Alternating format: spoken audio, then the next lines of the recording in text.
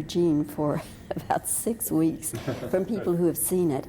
And I really enjoyed it, Mike. It's a wonderful film. Oh, thank you. God, I hope they treat it right. I hope so, too. I'm so nervous for you because I shouldn't even talk to you this way. But Orphans, you know what Laura Marr did to Orphans. I know. Yeah. And I sat there last night, and not that your film is Orphans, but it's there are similarities in. All right. Well, Mike, let me say on camera now what I said just a moment ago, and that is how much I enjoyed Dominque and Eugene. Thank you very much. It is a really beautiful film, and it worked for me on so many different levels. But I was very interested last night following the screening at the USA Film Festival when you talked about how the script had come to you when you were still doing MASH. Yes. So pick up that story for me. Sure. I got a letter from a young man, I think it was about 1979, and he said that he'd recently gotten out of the service. He had great desire to be a writer. He had no particular training, as I recall.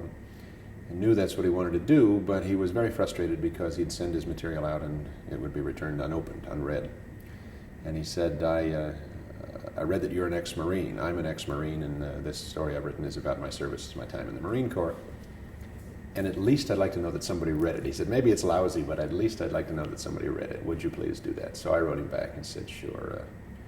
I said, you'll have to be patient because it'll be a while. I've got a lot of things to read, but send it along. So he sent me this tome, and I kept it beside my chair for a long time on the set, and finally got around to reading it. And I thought it showed a lot of promise. It wasn't a story I wanted to do anything with, but he had a great ear for dialogue and a nice story sense. So I simply wrote him back and encouraged him and said, look, we need writers in this business. I encourage you to keep at it. You really obviously have the ability. And he thanked me voluminously, and then about 6 months later wrote me and said, remember me, I'm the guy you encouraged to write. Here's another story. What do you think? And it was Dominque and Eugene. Was it in any sense at all for him autobiographical? Oh, no.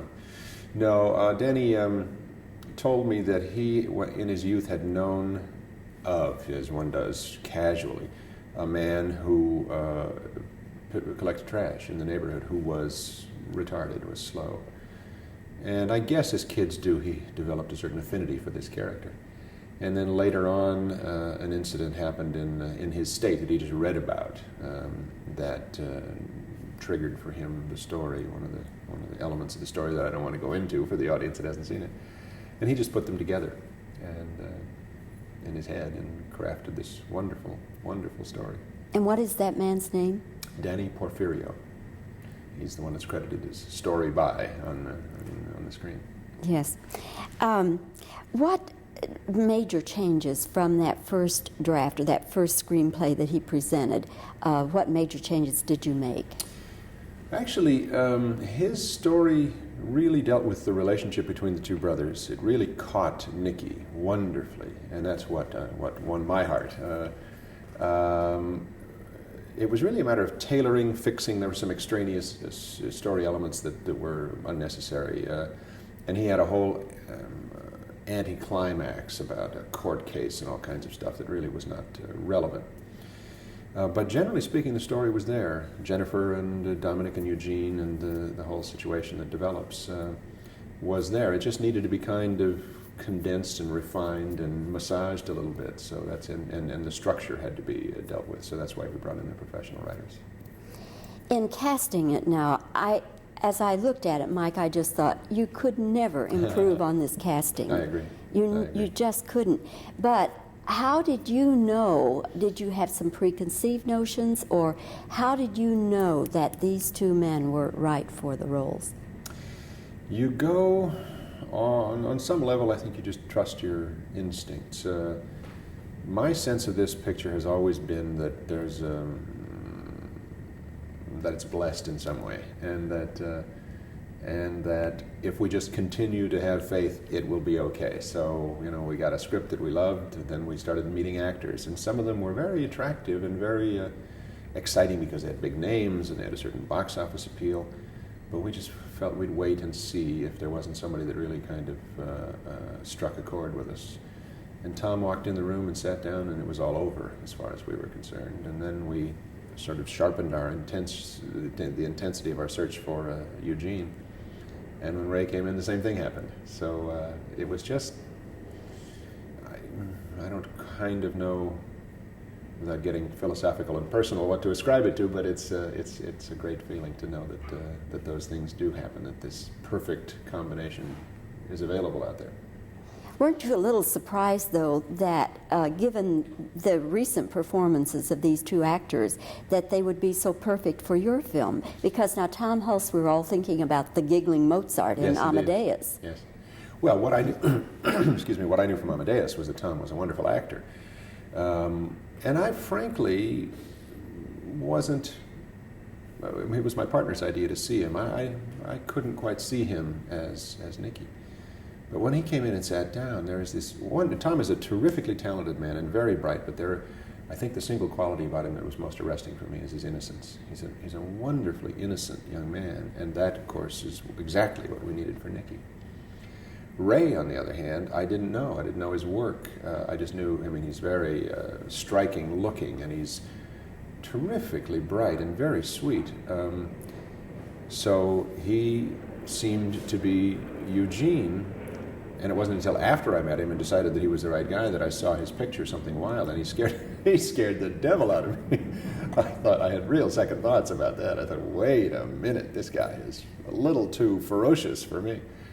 But we had another meeting with him and talked, and he is every bit as sweet and thoughtful and genuine as he appears to be as Gino.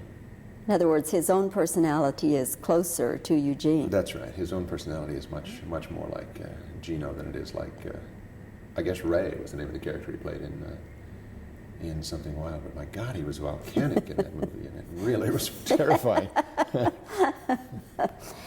My audience would hate me if I didn't mention MASH with you, if we didn't have some little talk about MASH.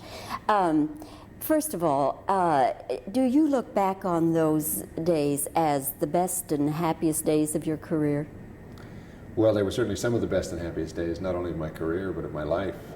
That was just an extraordinary time to be able to do work of which I was proud, with people I loved, and have the response we had was really kind of incomparable. The experience was kind of gigantic in a lot of ways. My kids grew up during that period of time, and we all shared, many personal triumphs and tragedies during that period of time. So you become very close. And the fact that we were able to do that within the context of a show that was so good and said so much to so many people around the world and was received with the open-armed adoration that it is just something that's, I guess one could decide to rest on one's laurels after that experience and feel totally fulfilled. And I feel great about it. So instead of feeling that I am driven to go on and prove something, what I'm now fortunate enough to be able to do is just kind of relax and do what appeals to me and make the movies or the television stories or whatever that I'm moved to make. It looks like MASH will go ad infinitum. It just certainly looks, does. In syndication, around the world it plays, and it looks like it will just go on and on. Could you possibly just live off the residuals of that? Not unless one chose to live on very meager means. You mean residuals are a myth? Well, residuals exist, but they don't exist in the degree that a lot of people seem to think they do. Unless one owned a percentage of the show. The profits of the show are enormous, but that's not, those aren't divvied up among the actors. There is a very real standard of residuals, and it's a declining scale, and of course, because of as you indicate, the number of times the show's run, we're way down in terms of the scale. So it's a nice memory, and it's better than a poke in the eye with a sharp stick, I suppose, but I'd hate to have to live on it.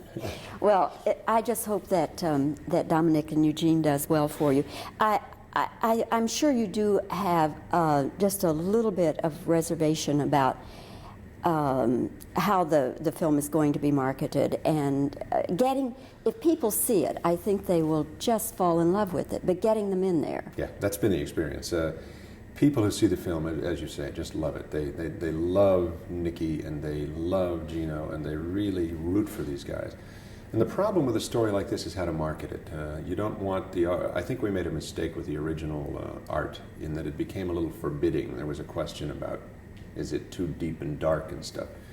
And in fact, it's a very heroic story, a very triumphant story. And that's the point I'm trying to make to people, that it is a story that'll make you feel good. It's a story that'll make you feel like there's reason to hope and go on, and that effectively what we have as the protagonist is maybe the world's most unlikely hero. Very well put. Thank you. Mike, I hope it does well. Thank you. Thanks for coming to Dallas. Enjoyed talking with you. My pleasure. Nice. You go ahead. On that subject, as a matter of fact, traditionally what happens when there's a change in leadership in a company, it goes, or it can go awry, and nobody knows why. A different attack will be evident. Somebody who has no particular emotional connection with a story, someone who has no real pride of ownership of a story, and has a vested interest almost in not having something succeed because they didn't create it. There are all kinds of things that can happen, and you're right, that may be the reason that Orphans didn't succeed. It was also, I never quite got, and that's pertinent to what you're saying, I never quite got what Orphans was about, somehow. I mean, I know Albert Finney to be a wonderful actor, and Matthew Modine as well, but there was no sense to me of a story that I was particularly interested in seeing. It was just sort of murky. And if that's our problem, then we've got to overcome it. No, I don't. No, I know what you mean. Okay.